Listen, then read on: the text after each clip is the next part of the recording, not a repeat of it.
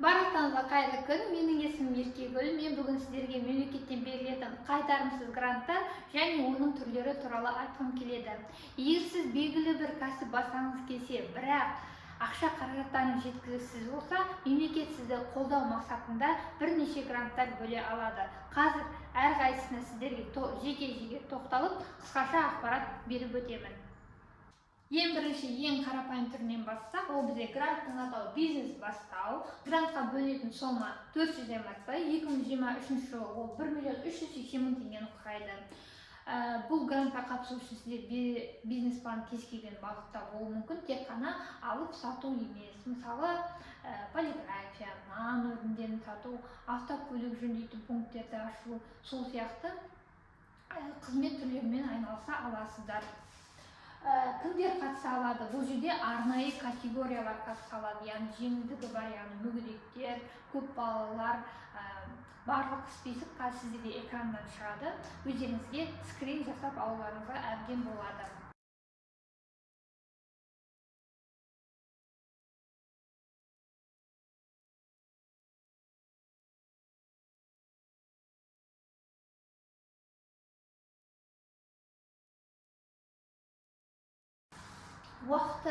Өткізетін уақыты 1 жылдан 4 рет өткізеді.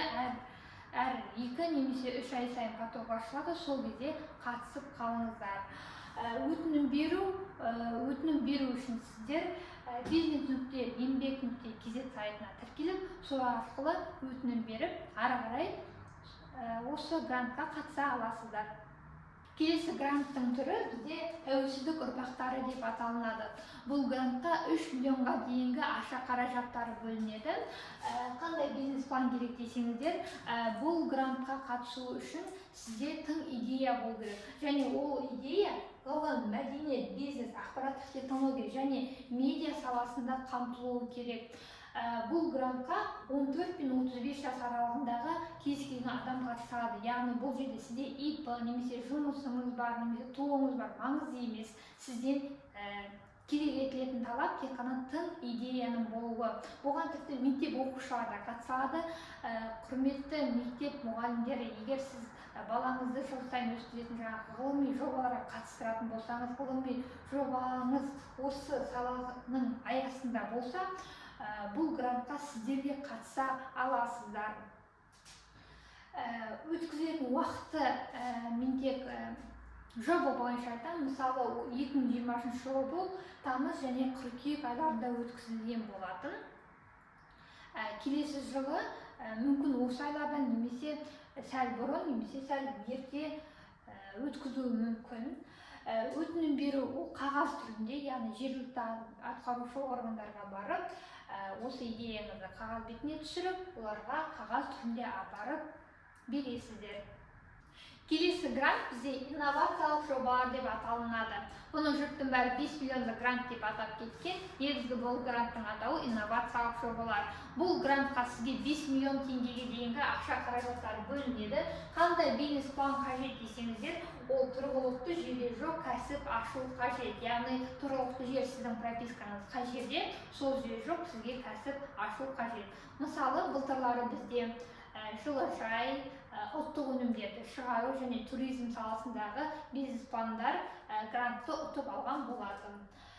Кімдер қатыса алады? Бұған ИП және ТО, крестьянское хозяйствоңыз бар болса, қатыса аласыздар. Өткізетін уақыты шамамен қыркүйек немесе қазан айларында. Бұл нақты жауап емес, себебі әр жыл сайын оның өткізетін уақыты өзгеріп отырады. Бір ай кейін немесе бір ай дейін болуы әбден мүмкін. Өтініш беру, сіздер өтінішті қолдау.kz сайты арқылы беріп, тіркеліп, өтініштеріңізді бере аласыздар. Келесі грант бізде бәсекеге қабілеттілік деп аталынады. Бұл грантқа бөлінетін ақша қаражаттарының мөлшері 10 миллион теңгеге дейін. Яғни, неғұрлым ақша қаражаттары көп бөлінетін болса, соғұрлым бизнес планға, яғни идеяға қойылатын шарттарда жоғарылай береді. Қандай бизнес план қажет? Бұл жерде сіздің идеяңыз, яғни бизнес планыңыз ұлттық жобаға сай келуі қажет. Яғни 5 миллионда сізде тұрғылықты жерде жоқ кәсіп ашсаңыз, мына жерде ұлттық жобаға сай, яғни республика көлемінде халыққа пайдасы тигізетін жоба болуы қажет. Ұлттық жоба дегеніміз не десеңіздер, қазір сіздерде экранда шығады, солардан скрин жасап алыңыздар. Және де сіздің жасайтын идеяңыз соған сәйкес келетін болса, міндетті түрде қатысыңыздар.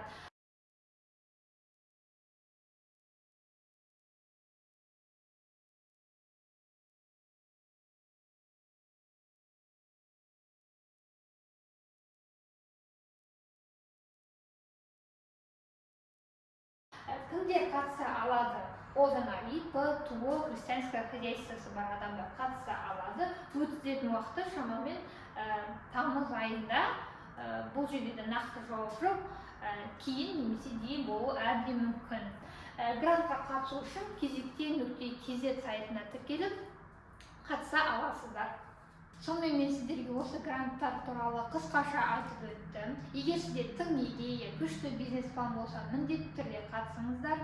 Егер осы Қазақстанның өнеркәсібін дамытамын, мемлекетке пайдалы боламын десеңіздер, мемлекет сіздерді міндетті түрде қолдайды. Сіздер мемлекетті ұмытпаңыздар, мемлекет сізді ұмытпайды. Алдағы уақытта осы гранттар туралы жаңа ақпаратты және басталу уақытын Instagram парақшасында жариялап отырамын. Менің Instagram және YouTube каналына тіркеліңіздер. Және қандай да бір сұрақтарыңыз қалса, комментарий қалдырыңыздар. Рахмет.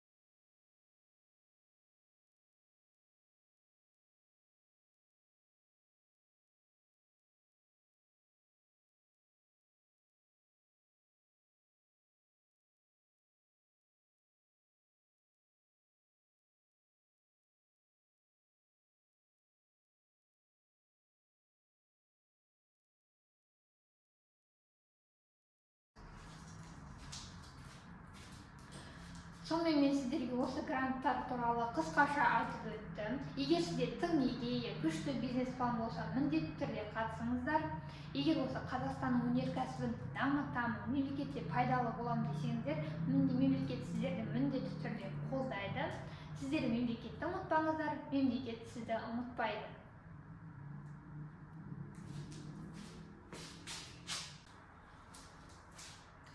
Алдағы уақытта осы гранттар туралы жаңа ақпаратты және басталу уақытын Instagram парақшасында жариялап отырамын.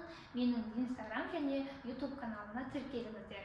Және қандай да бір сұрақтарыңыз қалса, комментарий қалдырыңыздар. Рахмет.